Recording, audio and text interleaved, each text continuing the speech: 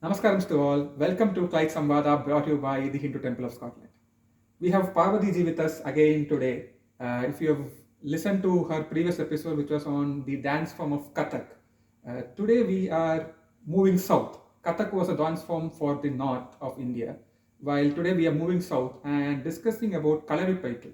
This is a martial art form from the state of Kerala. We had Parvathy performing Kalaripayattu at the temple a couple of weeks ago, I mean, in fact, last month. And it was wonderful to see the story of Unni Archa being communicated through the martial art form of Kalaripayattu alongside a dance to go with it. If you haven't seen that video before, we will definitely put a link in the description of this video for you to catch on what that dance looked like. But today's episode, we are going to learn a bit more about Kalaripayattu, its background, history, how it goes along with other martial art forms from the state of Kerala and all of it. Welcome, Bhavati to Clyde Samvada again. Hi, thank you again, and thank you so much for that wonderful introduction to Kalaripayattu. So Kalaripayattu, like you already mentioned, it's the martial art form from Kerala, and that I should say one of the oldest martial art form from Kerala. And is there like a Kalaripayattu, like does the word split into two words? Like what does it mean? Okay, so Kalari is like a practice ground. Okay. And in other words, like there are some another meaning to it, that is a school, kalari school, but more like a for Kalari we'll take that training ground, and Paita is fight. Okay, so it's basically ancient technique which is believed to have its origin in the 3rd century BC during the Sangam period, and it has also got its mention in Vedas as well. So it is believed, or it is said, that Lord Vishnu actually gave this knowledge to Parashurama. So that is a prevalent myth. And also some scholars, they actually say that Kung Fu and Karate actually had its origin, or was like they adapted so many techniques from this Kalaripayattu. So that's how the origin and like. Yes. It's interesting that you mentioned this Kung Fu Karate story, because there was this sort of popular movie, in which there's a Bodhisattva kind of brought some of all linked. This linked to that, right? So kind of brought this what's Adi Murai, right? Which is like more of the similar martial art form in Tamil Nadu. Muragal, and yes. So the techniques, the English word actually, it's in Kalaripayattu we say Adavugal. Yeah. Adavugal is techniques. Techniques, yeah, interesting. And so, because it's a martial art form, is there an element to this which is linked to like used in sort of wars, or like how did it become the martial component of it? Where does it get used? So like I said, we have in like so many stories, especially folklore in Kerala, called Vadakkan Pattugal. That is like very popular. So it's believed that there used to be this martial art families who practice and train these warriors. So in the royal families back in Kerala, they used to whenever they had some disputes between the family disputes, they used to call these warriors. So two warriors, one represents this family, the other represents the other family, and then they have to fight. So they fight, and whoever wins, that particular family that warrior represented, wins the disputes. So this is what the main, so that is how they get money. So they were really wealthy.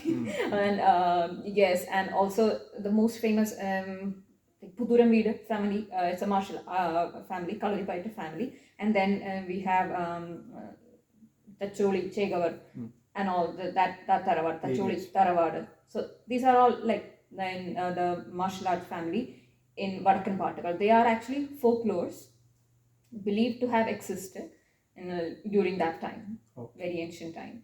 So it was not essentially used per se in wars. It was more a part. So self-defense sort of self-defense. And nowadays, like if you are thinking about the modern times, it is more into like self-defense, because this ancient. This technique actually is a defensive technique and not an offensive one. It's like other martial art forms. And also the techniques, like I mentioned, we have 18 techniques or 18 അടവുകൾ 18 അടവുകൾ, let me say. Okay, so but and 18 again, like I said, it has deeply interlinked with a lot of the traditions and cultures in Kerala, and it has lot of linkage to the Hinduism as well. So 18 is a very auspicious number, like the 18 Puranas. Yes, 18 steps. 18 Puranas, 18 chapters in Mahabharata, and 18 days of war. Yeah, 18 days of war. Bhagavad Gita has 18 chapters. Yes, yeah. So all of this. So 18 is actually very auspicious. So that's why we have 18 adavugal or 18 techniques. So yes, a lot of reference to the Hinduism as well. And then about like I said, the self-defense form. This is a defensive form. And then when you say this 18 adavugal, like are there like posters? Like what does the adavu mean in practice?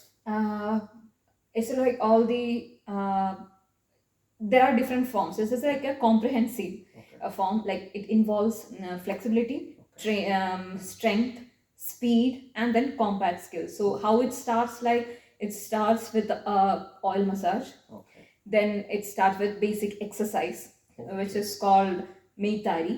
And then the weapons used are also very different from the other martial arts forms. So here when they have the wooden weapon fights, that is koltari. And then the other weapon sword fight involving sword fight, that is angatari. And then they have the other fight without weapons, bare hands, with bare hands. That is also there. So that is called verumkai. Okay. So these are the techniques involved in Kalaripayattu. Interesting. And in today's day and age, is it still like something that you can go to a school to learn about it? Is it like Kalamandalam type school that is there for this, or how is it accessible nowadays? Okay, so usually there are kalaris, like we said, the practice ground. So the place where they teach Kalaripayattu is known as kalari, even from the ancient times. So there are kalaris even now. And nowadays, like I know that some dance schools, they are also they have this Kalaripayattu course. They are offering that. For example, like my dance school, before I moved to Glasgow, they were thinking of starting Kalaripayattu. I think that they have started it already. So some of the dance schools, like performing arts, they have this, because nowadays in the modern, this contemporary dance form is like ever evolving one. So the contemporary dance form, they are actually having this Kalaripayattu postures and movements also is being incorporated into it. And again, with many other temple art forms, like for example Mohiniyattam and for Kathakali, and they this Kalaripayattu movements and some postures are incorporated into it to put in together a dance form. Like you mentioned that the dance performance which I gave here in the temple, that actually was a blend of Mohiniyattam, Kathakali and Kalaripayattu. So that is how it started. Like it was narrating the story of Unniyarsha from Puthuram Veedu. That's again the story from the Vadakkan Paattukal folklore. So to narrate her story, I used Kathakali, some postures of and movements of Kathakali, and then some Mohiniyattam when you are narrating her beauty. And then when she is getting into the fight mode, the warrior mode, then the Kalaripayattu was used. Interesting. Thanks for deciphering the dance, because like I mean, like for somebody like me who knew nothing about like the background to that, I was just looking at it as a dance. But then now I think like if I go back and see the same video, I think it's now makes probably more sense in terms of like those three parts. So super, thank you so much for enlightening us on that. And just going back to how you got introduced to Kalaripayattu, because it's given it's a martial art form, defensive sort of a thing. How did you get introduced into it and the training story of it? So honestly saying, I was not trained in Kalaripayattu or anything. No such relation. So I wanted to do this dance because I had this theme in my mind, and I love doing scripted dance. I mean, yes. So I wanted to narrate the story of Unniyarsha. And so I was thinking, obviously, to narrate that story, you need to take in, or you need to adapt some styles from Kalaripayattu and put in together. So for that, I did my research. I watched so many videos. That's the Okay, only thing self-taught. available from here. Okay, Yeah, so self-taught. more like self-taught. Self-taught, okay. And so from that I did some movements which, like, you need a lot of flexibility to do the real one. But yes, whatever it was, like, I was able to do, I managed to do it, to incorporate it in the dance form. So it was more like the contemporary Version of one. Kalaripayattu. Yes. Okay, got it. And it's interesting when you mentioned about these different types of like sword fight, the bare hand one, all of it. Any other sort of accessories, equipments that gets used within Kalaripayattu, or The not main much? ones are Vala and Parija. Okay, that's Okay, which we, the defensive Defense one, ones. yes, is to block the enemy and all the sword fight, and the sword, which you use. So that is the Angatari version. That is when you use the weapon fight. Yeah, when you are into the weapon fight mode. Okay. So that's what you use. Okay. And in fact, like, when I remember seeing videos that I've seen of Kalaripayattu, there's always this sort of lot of jumping and Yes. moving and all of it, right? So is that like one of these techniques element to it? Okay. Yes, and that, like I said, takes a lot of practice, and like that flexibility and all. Okay. You cannot just another one day, all of a sudden you will not be able to do that. Okay. It has to be like from step by step you have to learn, to bring that flexibility into your body. Because I know that, but just for this dance purpose, when I tried that, it was very difficult. Okay. So only a very well trained person can actually do that. I mean, with all its, like, Purity. yeah. Absolutely. And any closing thoughts that you have on Kalaripayattu? Yes, I can say that I know that this is not just now something which is just contained in India or in Kerala.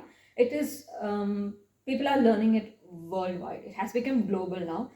Because, like I said, if you're thinking about learning a martial art form for self-defense, Kalaripayattu is regarded as the strongest one of all of the other, compared to the other. Because Kalaripayattu, you can actually, it brings you confidence. It's also, for your mental health development as well. You become very strong within, and then your body. So it is the strongest version of the self-defense mechanism, one martial art form, if you want to learn. Okay. I think like there's a lot of taekwondo schools that are Yes, there there in are so Glasgow many. and judo schools. I think this is probably a Kalaripayattu school Yes. of something to be planned in Scotland, UK some point. Okay. Fantastic. Thank you so much for sharing all these insights about Kalaripayattu, and look forward to more of your insights in future episodes also. Thank you so much. Thank you. Namaskar.